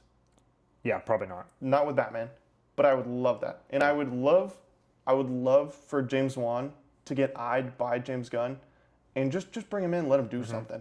I mean, let him stay there. Yeah. You need some spectacle. You need people to clip stuff. I mean, this is how it works nowadays. But you need people to clip stuff and share it, and then just spread it all over the place. And Well, that's absolutely how it works now. that's what I'm saying. So you get James Wan to do that. You make James Wan make a movie that just looks like the most kick-ass thing you've ever seen. Yeah. I mean, that's how you break nobody cares about this character. Because I mean, Marvel now has a ton of characters with big names, and you know they're very well known. Yeah. DC's got Superman, Batman, and Wonder Woman. Okay. Yeah. I think 90% of the characters under that are like a Marvel C-lister. Yeah. You know, Yeah. I mean, I might be forgetting some. Like the I mean, Flash, but yeah, the Flash is a little bit above there. You have Aquaman a little bit above there now. Yeah. But I mean, the Flash is a big thumbs down from the audience right now, and Aquaman is less of a big thumbs down, but still a thumbs down. Yeah. You know, so I mean, at this point, bring James Wan in. Yeah. I will say with James Wan, I really wanted him to be the Brand New Day director. 2 years ago, Yeah, no, we talked about that. there was a little bit of speculation that him and Justin Lin has also done Fast and Furious movies, good ones or some good ones in my opinion. I was really big into James Wan doing a Spider-Man movie, and I'd still be all over that. Yeah, I think Destin. I will say this: Destin Daniel Cretton and James Wan, very similar in their directing style. Yeah, and the I things think. the things they do well at. Yeah, Yeah. because Destin's got scope, and he's got a lot of similar stuff with James Wan. Right now I'm in Destin's corner. We'll see how this Jean Grey stuff works out, but Yeah, that's scary. That's scary. But we'll get into more at that at a later date. You ready to shift this? Yep. Okay. Tough question, big question. Big question. Okay. Do you expect to see Batman in Clayface? I'm a little scared, to be honest. I go back and forth, right? My logical part of my brain goes, obviously. Why wouldn't you? Right? But without the DCUs going, Yeah. did they do it? Would they have thought of that? Did they want to do that? Right? That part of my brain is going, I really don't think so. Yeah. Right? And it's a really low budget movie, so you're not going to have studio execs sitting there going, do this, do that, do this. Right? And say include Batman in the movie. Like say Clayface was like $150 million movie, you're gonna have executives going, why is Batman not in this movie? Yeah, Right? like Superman with Black Adam. But yeah, that's what I'm the saying. reason we got the GOAT. The reason we got Henry Cavill in the post-credit scene. You need. So yeah, I'm thinking probably not. I mean, to put it on a percentage scale again, I'm thinking there's probably a 20% chance he's in the movie. I'd say 10. I'm at 10.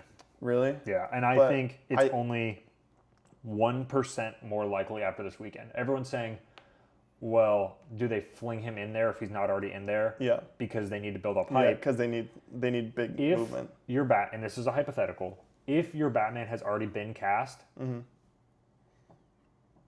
yeah, I would put a singular, because you can't redo the film. I always thought the idea was cool, and everyone did, so I'm not like a genius. A Clayface movie where Batman's the villain. But even if that's just 3 scenes that he's in, Yeah. literally 3. Like we see him on screen 3 times and some separate, separated throughout the movie. Yeah. You wouldn't even need the actor cast to do that. I'm not talking about Bruce Wayne scenes. Yeah. You throw some everyday dude in the thing that fills out the suit. I think that would have been cool. That's not what we're getting. I think if your Batman is cast, which I don't think he has been, I think that they at most have contacted agents, or he has told an actor he wants him for the role, but there's no agreement. That's where I'm at. Yeah. So I'm thinking 10%, maybe 11% after this weekend with Supergirl. Yeah. Because you're gonna get studio pressure at some point. I'll raise you another question. Do you think it's at all possible now, because Clayface was planned, correct me if I'm wrong, to be in Matt Reeves' universe? Originally. Yep. That's true. And it was not going to be a movie. He was just going to be the villain, right? He was going to be the villain of the Batman Part 2, maybe. And then it got That's shifted. our theory. That's our theory is that Clayface and Hush were going to be the villains of the Batman. And then maybe it shifted to, okay, Matt Reeves' Clayface movie. Matt Reeves' universe Clayface. Well, movie. he's still, Matt Reeves' production team, 6th in Idaho, I believe is what it's called. Yeah. They are producers on Clayface. They were throughout the film. Yeah. And they are. Yeah. Yeah. So I'll say, do you think that then they're going to do a Penguin style, do the whole movie or show in that instance, right? Have a bat signal at the end of the movie. That I think is more likely. Right. I think that's incredibly likely. Or do you think they go up one more, right? Movie ends, Clayface is on the loose in Gotham, right? We imply that he's a bigger villain now, right? Because the movie is definitely going to be small scale and much more psychological, right? But you have Clayface fully unhinged at the end, kind of like the third act of Joker. Yeah. And you have Batman standing in a silhouette watching him walk down the street or something. Yeah. Like, do you think that's even a possibility? I don't think, because I'll say, I think a silhouette, like, probably, like, 10, 20%, like you said, right? But I think a bat signal in the sky or a report that, the Batman takes out a bunch of criminals and he's watching the TV and the news reports on it, that's got to be like 50%. I was going to say, there's no way they don't acknowledge Batman existing. Well, the logical part of me is you have to acknowledge him. And I was fine with Batman not being in the movie if you were going to consistently acknowledge him, because it does not make sense to have a Clayface movie in Gotham. Because I was read another original report is that half the movie or part of the movie was taking place in Los Angeles. Okay, well, that makes sense why Batman's not in your movie. I don't think that's the case. I think it's mostly in Gotham. I think, because there is a scene that they recorded that was like at like a theater, I'm pretty sure in LA. Yeah, but not like filmed in LA, obviously. I don't know. I think it's in Gotham. I think it's in Gotham. Oh no, like the bulk of the movie. I'm saying that it might start with him being an actor in LA, California. Yeah. And then, the actual plot, the inciting incident moves him to Gotham, and then he's washed, and then he's trying to make it in Gotham. Maybe it could be. I don't know. I don't think we don't get much off that first trailer. No.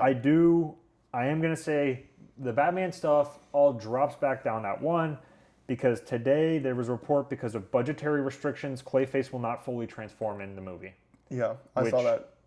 If that is true, why does the movie existing is stupid? I have now, even on the budget, movie could cost $1. We're making a Clayface movie. He's not even going to be fully Clayface, and we've already seen Clayface full figure in this universe in Creature Commandos. Yeah. Yeah, especially if it's for budgetary restrictions. And they sneakily upped from 40 to 45. To 45. So plus we know that they marketed Supergirl for 120. Okay, if you marketed Supergirl for 120, I don't think you're going to only market Clayface for 40. So yeah, some numbers are going to climb. Obviously our math break-even point is 100. It's a little more than that now with 45. So you're looking at like 110 plus. That number is going to keep increasing, but we've kind of always known that. Yeah. I think if that report is true, I think it's a huge slap in the face to everyone.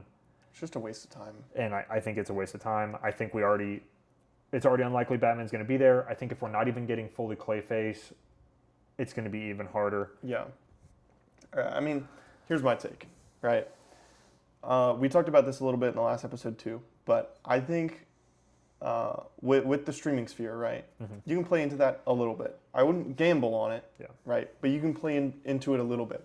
What I would have done if you need to tread some water for Batman, right, you're still figuring it out. I mean, I think that's kind of a stupid excuse right now. Yeah.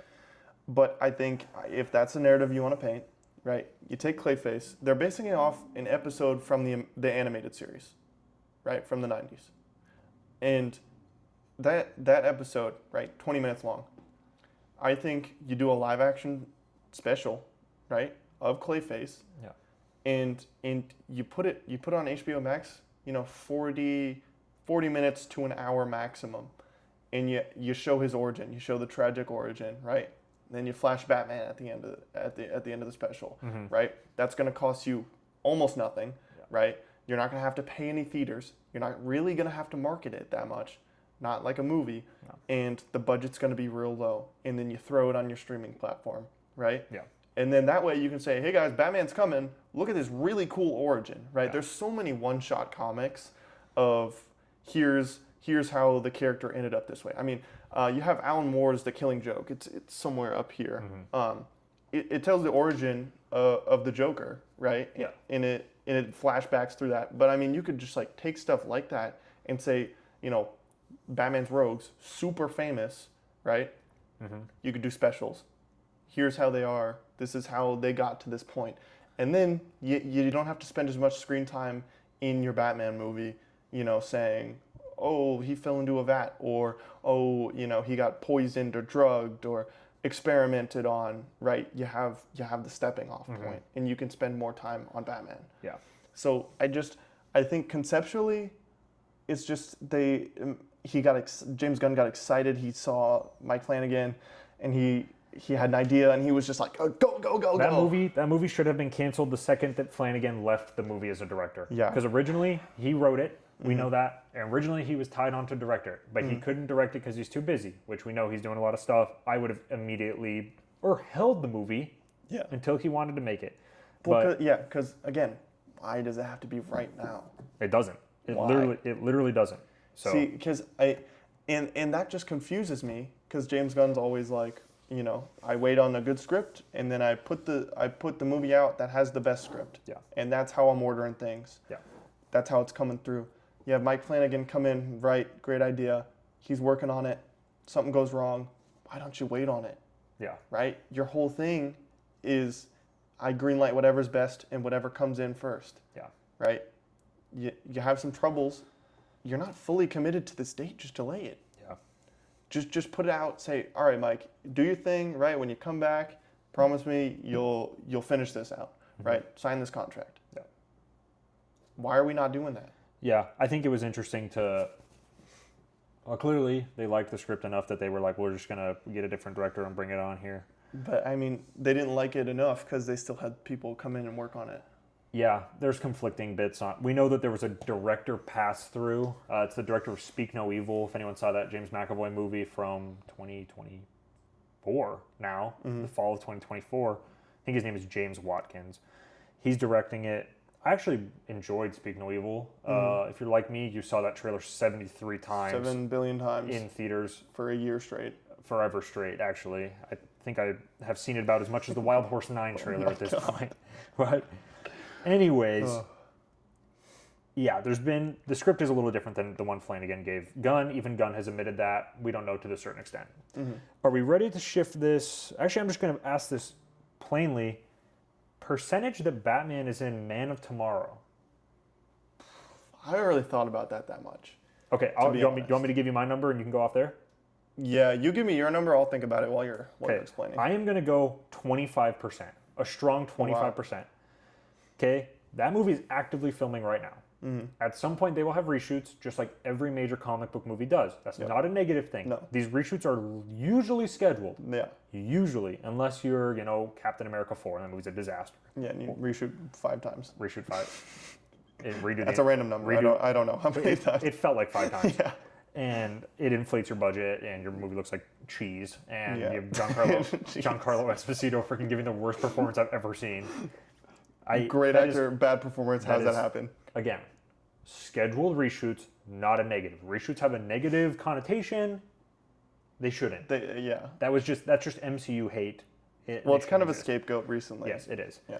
So, because this movie doesn't come out for a year, because they're still filming right now, because of the failures of Supergirl this weekend, because of all this Batman pressure, it is, I think, more likely Batman will be in Man of Tomorrow than Clayface, and I can see my percentage jumping on that. Yeah. If we start to get a little bit of buzz that Batman, because, okay, especially if we get a name for Batman. I was about to say, if we get a name, 90% time. If we get a Batman name anytime before Man of Tomorrow, I'm putting my he's in it. I'm putting my nuts on the line. Yeah. He's in Man of Tomorrow. But until we get a name, I'm gonna stick at 25. Yeah. Because if we don't have an actor, I just don't. How this works is it's always gonna leak before it happens. The name of the person. Happens every time. You're not gonna be able to sneak that person in.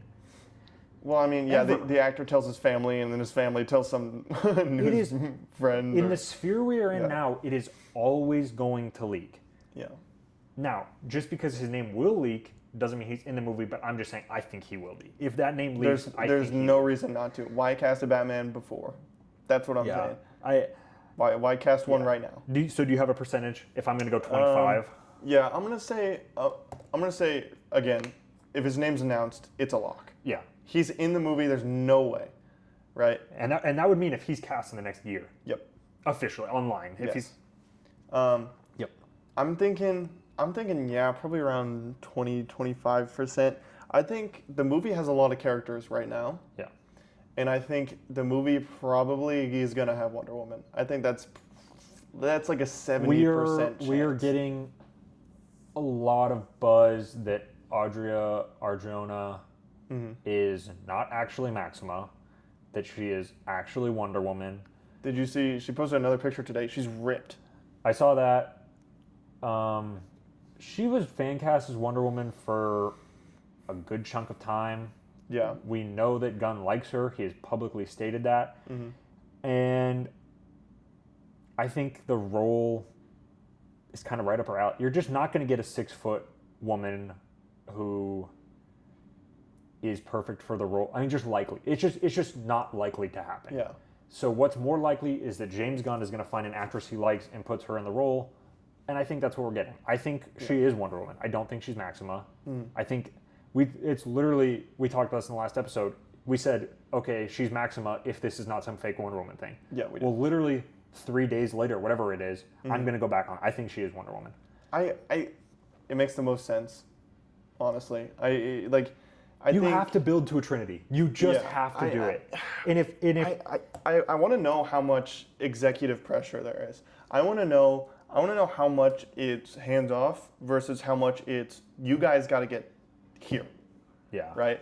And kind of going back to the fan casting thing, I think people online will tell you, well, my Wonder Woman needs to be 220 and 6'2". Yeah. That's not going to happen. And right? the hottest woman I've ever laid my eyes on. It's just that's not going to happen. Okay. And Hollywood is a real special place, right? I mean, not to pick on Tom Cruise, love the man. As an actor, don't know him personally. Don't know his personal decisions. Wish I did. Right? Digger in theaters October 2nd. Not an ad. That's going to be good. That's straight from the heart. That's true, so good. Anyway, Tom Cruise, right? They build sets with shorter door frames to make him look taller. Yeah. Right? And they put him in boots. And they put him in lifted shoes and boots. Robert Downey Jr., much shorter than Chris Evans. He wears literal heels. And Gwyneth Paltrow. Yes. He wears legitimate heels in those Iron Man movies. Yeah. So just saying like, oh, I mean, you need someone so tall to play Wonder. That's just it's a non-issue. Like, I'm sorry, but like people saying that, it's a non-issue. I don't care. It's not an issue. You can digitally make them taller in the background. They're most certainly going to give her heels. They're most certainly not always going to be showing her feet, Yes. so she can walk around on a ramp or a step. Or they literally, again, they can just digitally make her taller in the background, right? There It's are just- filmmaking tricks. I Yes. think is what you're getting at. Yeah. The way Tons. you have people stand in Yeah, shots. like with the Lord of the Rings, Yeah. Gandalf, dwarfing the hobbits. Yeah. It's not an issue, and I'm tired of people pretending it is. That's what I'll say. Yeah, I didn't think it was. This is another thing that Gunn has talked about on Threads. Is he talked about basically exactly what I said. He said you're not just going to get this line of picture perfect actresses for Wonder Woman. So you have, and then this is me talking now. You have to go through the process, and he likes Audrey. Mm-hmm. She's a good actress.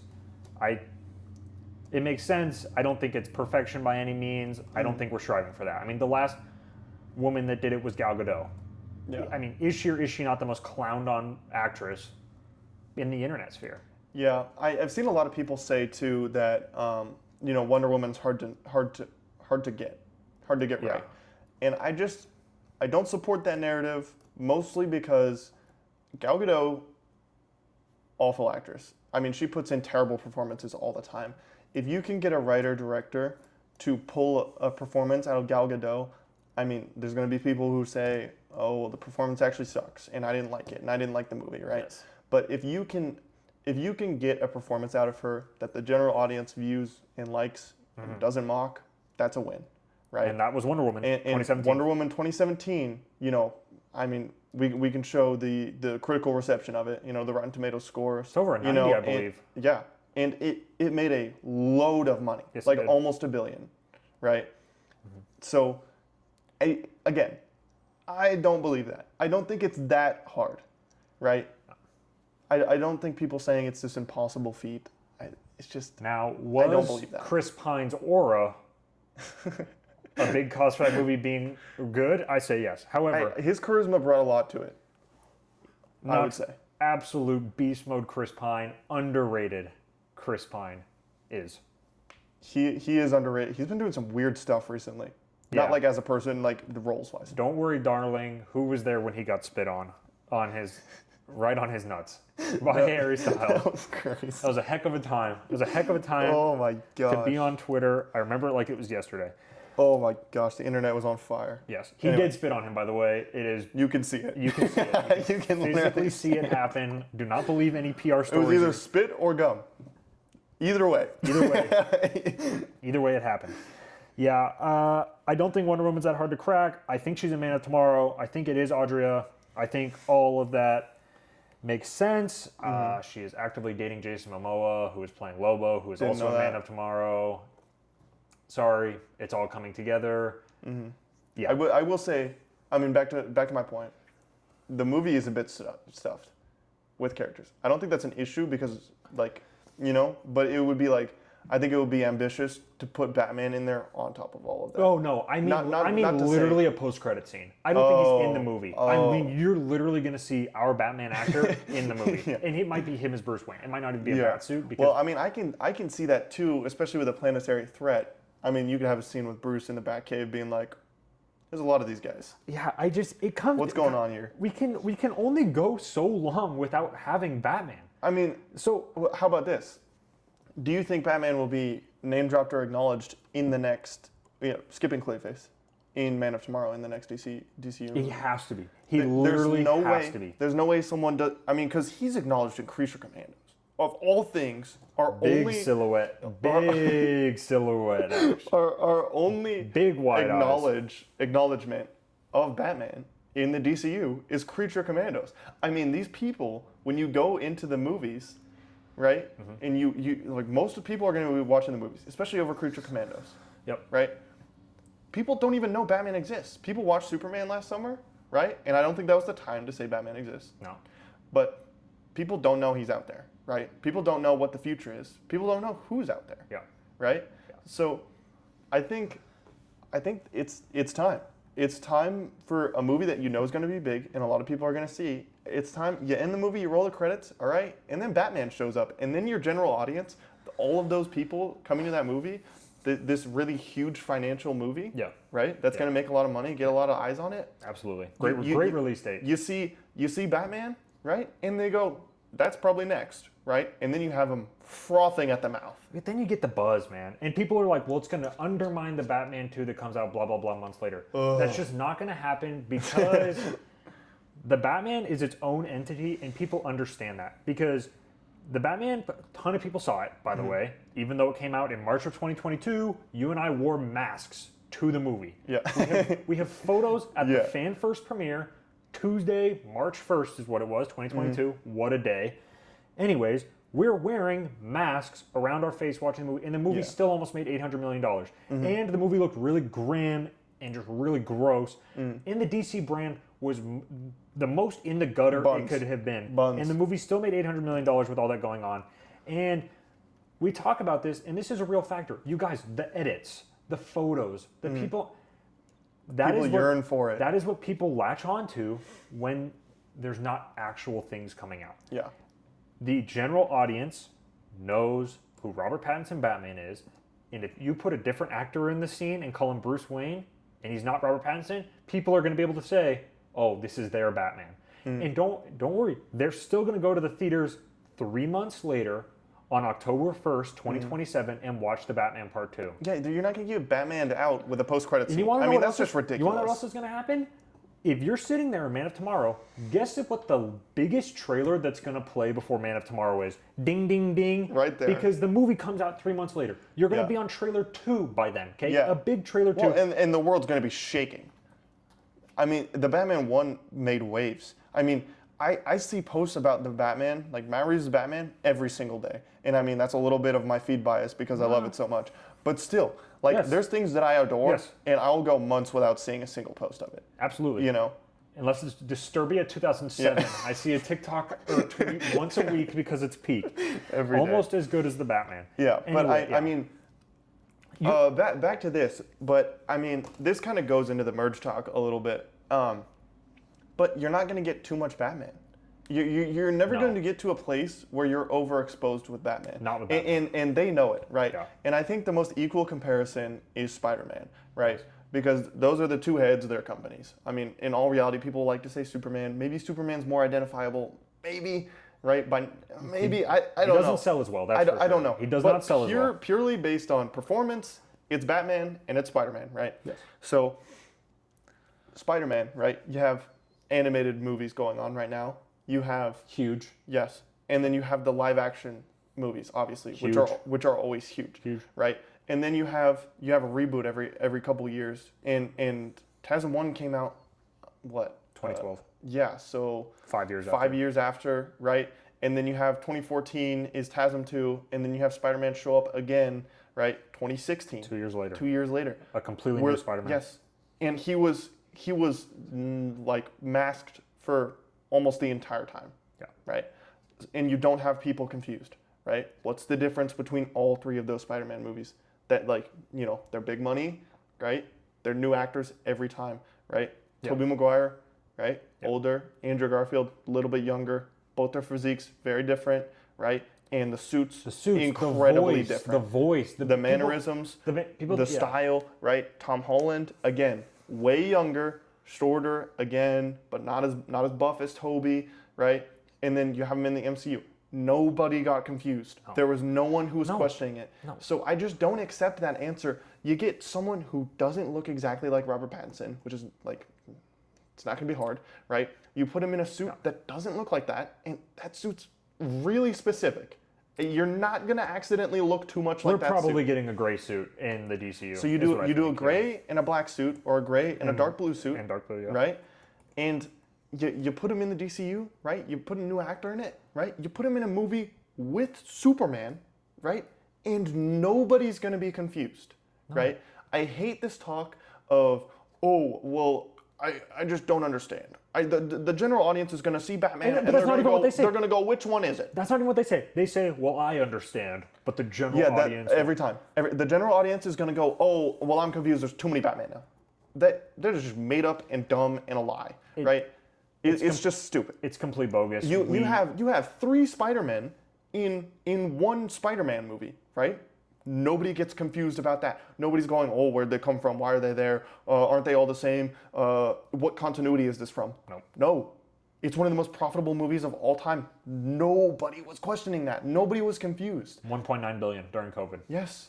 Because they put 3 Spider-Men together. In one movie. So this narrative that the general audience is going to see 2 Batman and then just like actually get a lobotomy, I'm just not on board for it. It's just stupid. It's the dumbest thing I've ever heard. I just don't, and maybe when they sit down in the theater, there's some slight confusion, but guys, the point is, they're still going to see the movie. Yeah. So, do they care? Does WB care if some people are confused? The reality is no, because they know that people are still going to watch the movie. And once you watch the movie, then you know that they're not the same thing. Yeah. So then they bought the ticket. They went to the theater. There's no confusion after the movie ended. And I think some heavy lifting can come from putting him in Man of Tomorrow. He's in a Superman movie. He's in the DCU, right? Then you don't have to introduce him in his own movie, right? If you introduce him in his own movie, right, without mentioning him or showing him in the DCU, I can see maybe initially some people going, who's this? Yeah. You know? But, I mean, you're in a shared universe. You're going to have the man cast. Put him in something before his movie. I think that's the only box you have to check to guarantee nobody gets something that's confused. not Creature Commando season 2, so that I'm not counting that. So that people's eyeballs are actually on it. Not counting that. Yeah, I think that was fake nonsense. And to be honest, if we can address the reality of it, it was people's excuse because they really wanted the 2 to merge. Yeah. It was people putting up nonsense because they needed a reason to justify the 2 merging that wasn't, I want it. Yeah. Well, yeah. And that's it. But they're not going to merge, is what I can tell you. From everything we've heard. 100% not happening. If it were to happen, it would be a ridiculous decision. Because here's the other thing. People are like, well, how can you have 2 Batman at once? Oh, no, 2 cakes. Oh, no, 2 big hits. A Batman movie, even if it were to be as bad as Supergirl, would make 5 times as much, 4 times as much as what Supergirl's making. Yeah. Batman is more sellable than even Superman. And Superman made, what, 615 last summer? Mm-hmm. Okay, it's 615. Okay, it's still a profitable movie. Yeah. Okay, people still... and a Batman movie will probably cost less than a Superman movie. Even if it costs the same, it doesn't matter. Yeah. It just does not matter. So I just think it's dumb. I think the arguments against 2 Batman are dumb. I think it's just people coping because they want both. If they want these 2 to be together. Yeah. I can see that argument a little bit if they release in the same year, because then it's kind of like they're like pseudo. But Gunn said they wouldn't do it. Yeah, pseudo competing with each other. But that's not a hard ask. Okay, we don't have a DCU Batman script, right? The Batman Part 2, right? We know when what's coming out. Actively filming, and it's staying in that date, right? God, I hope so. So. I can't take another one. I can't take another delay. So it's not like you're going to finish the movie at the same time and then it's going to go, oh, well, what do we do? No, I have it listed here. We are not seeing The Brave and the Bold until 2029, but realistically 2030. Yeah. Because, Wonder Woman, as far as we know, is going to start filming next year. Mm-hmm. Sometime in 2027. Yeah. Okay, that probably means... at the earliest, we're getting Wonder Woman is 2028, probably 2029. Okay, I don't believe Gunn will film Wonder Woman and his Batman movie in the same year. I think he's going to be on set the whole time for both movies. I think he's going to be on set for basically every movie from here on out after Supergirl, if he wasn't already. Yeah. So you cannot count on your 2 major movies filming in the same year. Mm-hmm. Unless Wonder Woman starts filming in January and finishes in May, and your Batman starts filming in August and finishes in December or January. We don't know the exact circumstances, but I wouldn't count on the 2 movies filming in the same year, and that likely means that we're not getting The Brave and the Bold till 2030. Okay, that's 2.5 to 3 years after the Batman Part 2. Yeah. There's not going to be confusion, And then by the time the Batman trilogy finishes, we're looking at 2031, 2032. Okay, well, by the time that happens, the audiences have seen both movies. They understand they're not the same Yeah. thing. The confusion is just completely eliminated. So, Well, and Reeves is going to be done. And there's 2 movies. One's on deck. The second the Batman 3 comes out, right? Problem's gone. And your DCU, right. It's not a continual No. problem. No, The even if DCU it's a problem. The DCU, right, has a 10-year plan. He said 8 to 10-year plan when he announced it. We don't really know And how true yesterday. that is. And yesterday. He said it yesterday too? No, that was the puff piece they put out. Remember, it was one flop does not undermine our 10-year Oh, yeah, plan. yeah. It was put out through the trades. Yeah. So if something comes from the trades, It's usually it's what was said. It's what was fed through the studios Yes. to the trades because the studios want that out. So But yeah, so sometimes, usually, not So- all the time. it's just a non-issue. It's mild overlap, and it's a non-issue. Don't release it in the same year. Super easy fix. Yes. And I would say even just don't release it within 6 months of each other. You put them out in different years, it's fine. The audiences will 100% support a Batman movie if a different one came out a year prior. Well, I mean, if you have the Batman Part 3 in, let's say, just January for simplicity's sake, you could have The Brave and the Bold come out in October. Probably, yeah. Nobody's gonna care. No, I don't think anyone would care. Yeah. Will they do that? No. Would No. would it still work fine? Probably. Yeah. Yeah, I think that's mostly what we've got for today. Yep. There's a lot of Batman stuff going on. There's Yep. going to continue to be a lot of Batman stuff. I think the speculation with this actor is going to continue until we inevitably get Gunn that says, well, that hasn't happened. I think that's probably the course we're on. Yeah. But even when that happens, the speculation is going to carry into Clayface, as well as the Batman Part 2 is filming. Yeah. This movie's going to keep filming. Don't be shocked if we get a 1 year out teaser in October. Don't be shocked if we get, or if we don't get that, don't be shocked if we get a teaser attached to Dune Yeah. in December. 2 big WB films. Yeah. And the Batman Part 2 has a lot of anticipation. A 1 year out teaser, a 10-month out teaser. They're probable, I would say.